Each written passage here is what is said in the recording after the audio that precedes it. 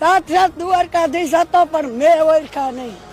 પહેલે જ વર્ષ દ્વારકાધીશ હું ચાલીને જઈ તો ચાપરાથી હાલી ન આવી ગઈ તો આખા સંઘનું માણા બધું કહેતું કે માજી તમે વાહનમાં બેસી જાઓ, ઉઘાડા પગ છે, સંપલ પહેરો. કીધું સંપલ તો નહીં જ પહેરો, અને ઉઘાડા પગ છે તો તમે વાહનમાં બેહો.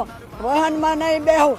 આજ મારો દ્વારકાધીશ પગાડે તો ઈ, અને મને અહીંયા કહેતા બેહારે તો ઈ, બાકી પગે પકડવા વાળો ઈ છે. તો દ્વારકાધીશને હું 5 વર્ષ હાલીને જાઉં છું ઉઘાડા પીધી. મને કોઈ જાતનો થાક નથી લાગ્યો, અને ખુદ દ્વારકાધીશ આવીને 8 સાલ છે, 5 વર્ષ થયા. 5 વર્ષ તો આ સાલ મેં રાખી છે. સાક્ષાત દ્વારકાધીશ હતો પણ મેં ઓળખા નહીં.